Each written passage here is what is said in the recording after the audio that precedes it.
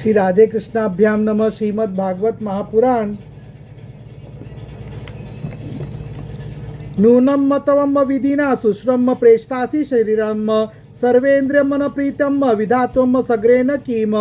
सुंदरी अवश्य विधाता ने दया करके शरीरधारियों की संपूर्ण इंद्रिया एवं मन को तृप्त करने के लिए तुम्हें यहाँ भेजा है।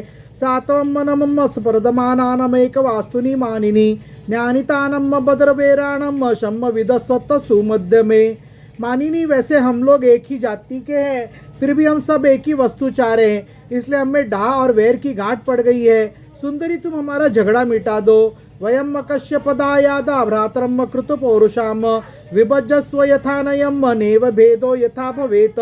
हम सभी कश्यप जी के पुत्र होने के नाते सगे भाई हैं। हम लोगों ने अमृत के लिए बड़ा पुरुषार्थ किया है। तुम न्याय के अनुसार निष्पक्ष भाव से इसे बांट दो, जिससे फिर हम लोगों में किसी प्रकार का झगड़ा न हो। इत्यो पापा मंत्रितो देते मारे आयुष्योदि पुरीहरम सन प्रहस्य रुचार पर निरीक्ष दिन न ददम ब्रवीत। असुर ने जब इस प्रकार प्रार्थना की, तब लीला से स्त्री वेश धारण करने वाले सन भगवान ने तनिक हंसकर और तिरछी चितवन से उनकी ओर देखते हुए कहा। सन श्री भगवान उवाच कथम कश्यपदायादम पुंसंचल्याम मयि संगताम विश्वासम पंडितो जातु कामेनुशुनो याति ही।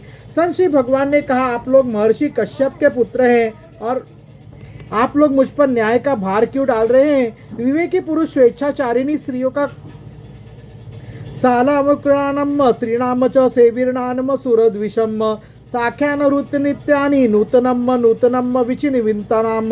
दैत्यों और वे दोनों ही सदा नए नए शिकार ढूंढते रहते हैं। शिशुकुवाच इते तशैलतस्तया आश्वस्तना मनास सुराम जहरो सर्भाग गंभीरम दुद्रश्च मृत भाजनम। श्री सुखदेव जी कहते हैं, परीक्षित, मोहिनी की परिहास भरी वाणी से दैत्यों के मन में और भी विश्वास हो गया। उन लोगों ने रहस्यपूर्ण भाव से हंसकर अमृत का कलश मोहिनी के हाथ में दे दिया।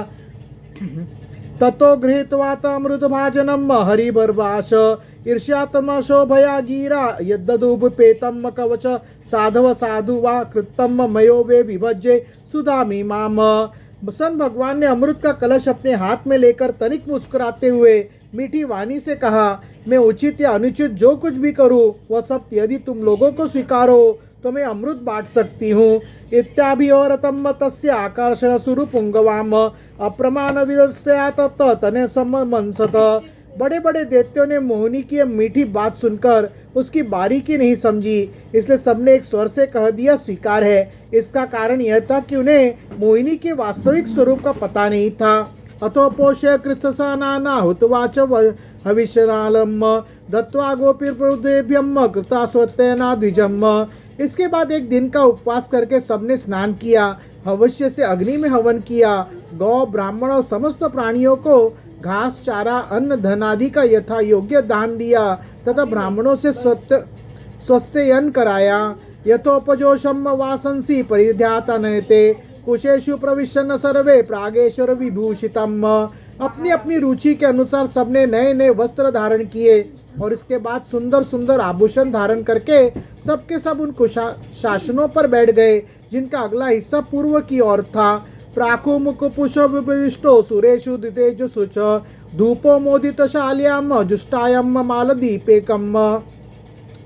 जब देवता और दैत्य दोनों ही धूप से सुगंधित माला और दीपकों से सजे सजाए भव्य भवन में पूर्व की ओर मुंह करके बैठ गए, तब हाथ में अमृत का कलश लेकर मोहिनी सभा मंडप में आई। वह एक बड़ी सुंदर साड़ी पहने हुई थी। नितंबों के भार के कारण वह धीरे धीरे चल रही थी, आंखें मद से विहल हो रही थी। कलश के समान स्तन और गज शावक की सूंड के समान जंगाएं थी। उसके स्वर्णानुसार अपनी झनकार से सभा भवन को सुमुखरित कर रहे थे।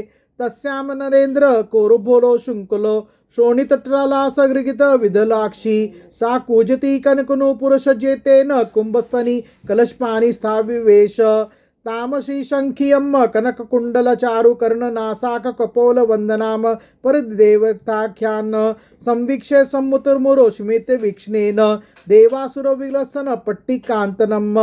सुंदर कानों में सोने के कुंडल थे और उसकी नासिका कपोल तथा मुख बड़े ही सुंदर थे।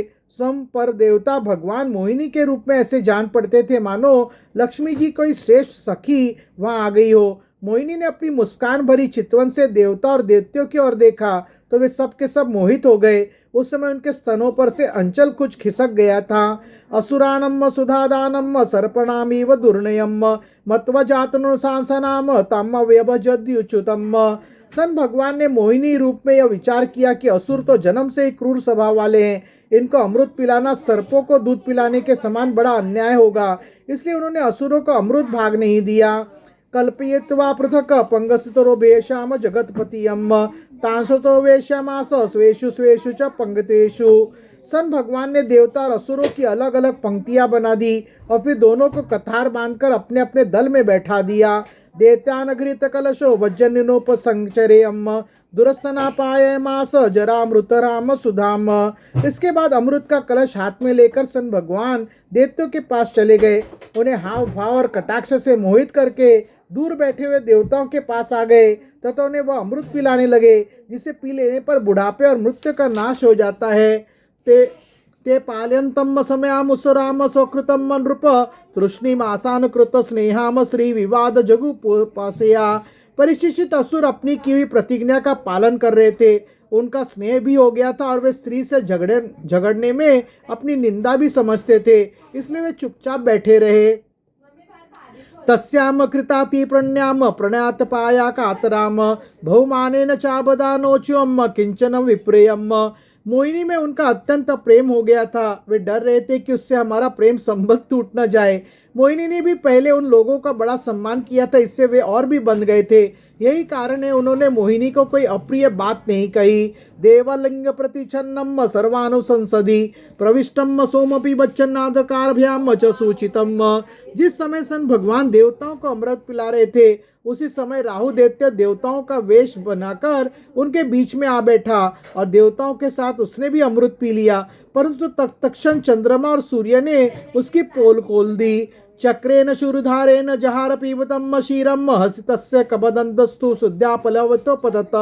अमृत पिलाते पिलाते ही भगवान ने अपनी तीखी धार वाले चक्र से उसका सिर काट डाला। अमृत का संसर्ग न होने से उसका धड़ नीचे गिर गया। शिरस्वतमर्ताम नितमज्जो ग्रहमचिल कृपत यस्तु पर्वनी चंद्रकाब्रभिवदवाति वेरदियम। परंतु सिर अमर हो गया और ब्रह्मा जी ने उसे ग्रह बना दिया। वही राहु पर्व के दिन पूर्णिमा और अमावस्या को वैर भाव से बदला लेने के लिए चंद्रमा तथा सूर्य पर आक्रमण किया करता है। पितृप्रायमृते देवर भंगवलाकोपहावनम पश्यतो सुरेंद्र नाम सम्रूपम जगृहे हरियम। जब देवताओं ने अमृत पी लिया तब समस्त लोकों को जीवन दान करने वाले सन भगवान ने बड़े बड़े दैत्यों के सामने ही मोहिनी रूप त्याग कर अपना वास्तविक रूप धारण कर लिया। एवं सुरासुरागणाम समदेश काल हेतवर्त कर्मतोपि फले विकल्पाम तथामृतम सुरगणाम फलमंजरा सुपु यर्थपादा पंकजरजम शयनान्नम दैत्यानम। परीक्षित देखो, देवता और दैत्य दोनों ने एक ही समय एक स्थान पर एक प्रयोजन तथा एक वस्तु के लिए एक विचार से एक ही कर्म किया था, परंतु फल में बड़ा भेद हो गया।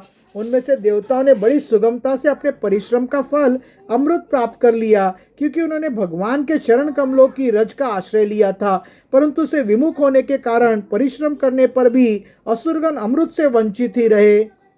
यद्द यदुचो सुरकर्मणो वचोभि देर्षमाताजुष निवृत्त सत पृथकवत्वात् देरेव सद्भवति यत क्रियकृत पृथकवत्वात् सर्वस्य तद्भवति मूलनिश्चयेन यत सन।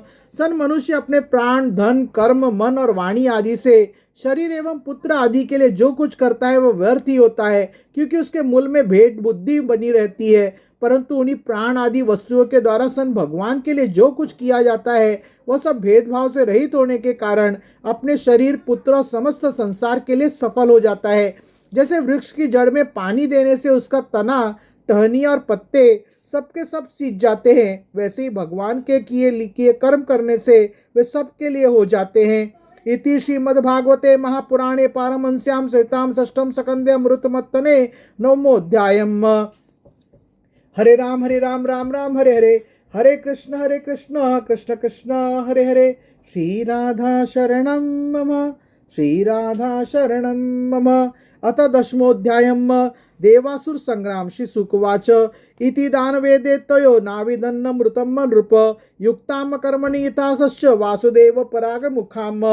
श्री सुखदेव जी कहते परीक्षित, यद्यपि दानवों और दैत्यों ने बड़ी सावधानी से समुद्र मंथन की चेष्टा की थी, फिर भी सन भगवान से विमुख होने के कारण उन्हें अमृत की प्राप्ति नहीं हुई। साध्यतामृतम राजपन्येतवासवकानुसुरान पश्यताम सर्वभूतानम येयो गरुड़ वाहनम। राजन, भगवान ने समुद्र को मत कर अमृत निकाला और अपने निर्जन देवताओं को पिला दिया। फिर सबके देखते देखते वे गरुड़ पर सवार हुए और वहां से चले गए। सपतनानम परामृद्यम दृष्टवाते दीतनंदनाम अमृष्यमाना उपदेवत प्रतुद्यता युद्धाम। जब दैत्यों ने देखा कि हमारे शत्रुओं को तो बड़ी सफलता मिली, तब वे उनकी बढ़ती सह न सके। उन्होंने तुरंत अपने उठाए और देवताओं पर धावा बोल दिया। ततम सुरगणाम सर्वे शुद्धया पीतयेदिताम प्रतिसुयु युद्धम शस्त्रे नारायण पदाश्रयाम सन। इधर देवताओं ने एक तो अमृत पीकर विशेष शक्ति प्राप्त कर ली थी और दूसरे उन्हें सन भगवान के चरण कमलों का आश्रय था ही। बस वे भी अपने अस्त्र शस्त्रों से सुसज्जित होते दैत्यों से भिड़ गए। तत्र देवासुरो नाम रणम परमदावरुणम रोधस्व धन्वंतो राजुस्तु मूलो रोमहर्षणम। परिशिक्षित क्षीर सागर के तट पर बड़ा ही रोमांचकारी और अत्यंत भयंकर संग्राम हुआ। देवता और दैत्यों के वह घमासान लड़ाई देवासुर संग्राम के नाम से कही जाती है। तत्रानयोन्नम सपतनाद सरमंद मनसोरणे सम्माध्य से बीरणाजिगर्णो विवारिधादु युद्धम। दोनों ही एक दूसरे के प्रबल शत्रु हो रहे थे। दोनों ही क्रोध से भरे हुए थे। एक दूसरे को आमने सामने पाकर तलवार, बाण और अन्य अनेक अस्त्र शस्त्रों से परस्पर चोट पहुंचाने लगे। शंखतुर्या मृदंगानम श्वेरिड मरिणाम महान हस्तवशवस्तपतिनानम नदताम निशो नो भवत्। इस समय लड़ाई में शंख, तुरही, मृदंग, नगारे और डमरू बड़े जोर से बजने लगे। हाथियों की चिंगाड़, घोड़ों की हिनहिनाहट, रथों की घरघराहट और पैदल सेना के चिल्लाट से बड़ा कोलाहल मच गया। रथिनो रथि बितस्त्र पतिभियम सपतियम हयोरशोरचेव्यम सजजंतम संयोग्यम। रणभूमि में रथियों के साथ रथी, पैदल के साथ पैदल, घुड़सवारों के साथ घुड़सवार एवं हाथी वालों के साथ हाथी वाले भिड़ गए। उष्टयम केचिदिव्यम केचिद परे युद्धम खरियम केचिद गौरमुरोशोरपदि भिरार भिरटाम।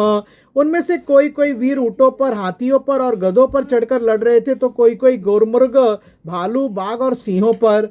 गुरुदम्म कडबरे कर्ण्यम शेन भासुत मिंगलेयम शरभेरे मर्षियम खड़ंगरो वर्षग वायुर्नियम। कोई कोई सैनिक गिद्ध, कंक, बगुले, बाज और भास पक्षियों पर चढ़े हुए, तो बहुत से तिमिंगल, मत्स्य, शरभ, भैंसे, गड़े, बैल, नीलगाय और जंगली सांडों पर सवार थे। शिवार बिरा सुखिबियम केचित कृकलास्यम शशनेरियम बस्तेर के क्षोसेरण्य च सुक्रियम। किसी किसी ने सियारिन, चूहे, गिरगिट और कराओं पर भी सवारी कर ली थी, तो बहुत से मनुष्य बकरे, कृष्णसार, मृग, हंस और सूरों पर चढ़े थे। अन्य जलस्थल खग्यम सतविग्रत विग्रयम सेनारुभ्यो राजन विशोस्ते ततो ग्रतो ग्रतम। इस प्रकार जल, स्थल एवं आकाश में रहने वाले तथा देखने में भयंकर शरीर वाले बहुत से प्राणियों पर चढ़कर कई दैत्य दोनों सेनाओं में आगे आगे घुस गए।